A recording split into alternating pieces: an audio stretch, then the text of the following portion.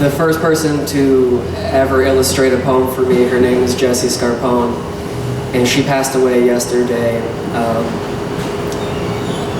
And this is the first poem that anyone ever illustrated for me, which is what got me to keep coming back and to believe in myself. And she taught me that if it's your art, it's your baby, fuck everyone else.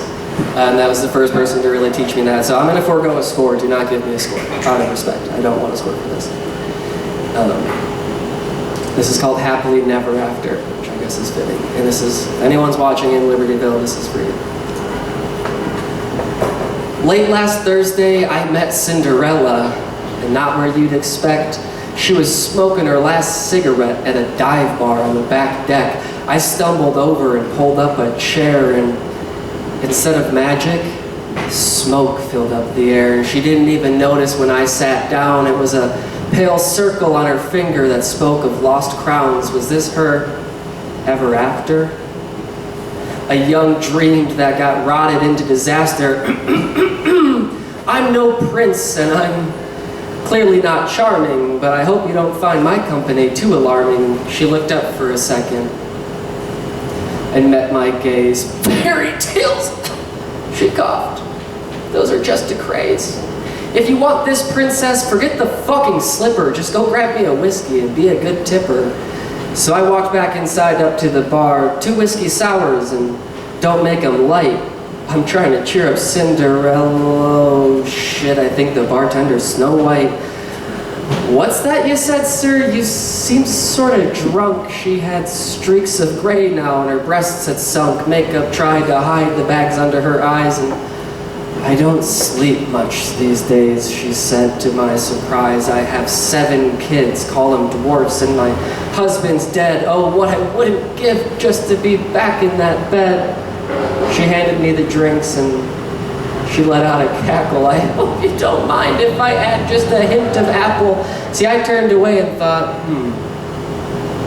should I kiss her? No. But I should go find the pisser, so I walked through the haze of this drunken bar maze, only to find the mirror of the bathroom returning my gaze. Now I won't lie, this took me quite by surprise to look in a mirror and see a new set of eyes. There was a crack too running right down the middle. Ugh. I just wanted to piss, but I'll figure out this riddle. Mirror, mirror on the wall, which stall is the cleanest of them all? Is that really your question? Is this some sort of joke? I used to hang on the wall and give advice to the Pope. I used to be grand and able to sing.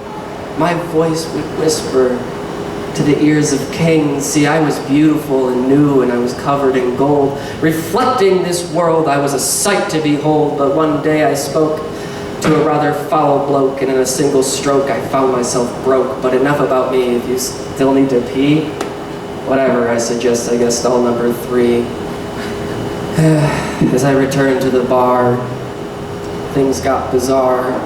There was a young man running around yelling about cars. The wolf, oh, I'm ever so sure. It was fast, so fast, and he looked like a blur. He grabbed my wrist and gave it a twist. Just come have a look, please. I insist, the wolf, he said. It ravaged my ride. He broke through the windows and he tore the insides. Please, can you help me? Just spare a few bucks. The wolf's out to get me. I'm shit out of luck. So I threw the guy a 5 and I turned with a shrug, wondering if anybody in this place would sell me some drugs. But just before I got to the door, my nose, well, it smelled something good, and I turned the corner. There she stood. There was a woman in red, from her feet to her hood. Thank you.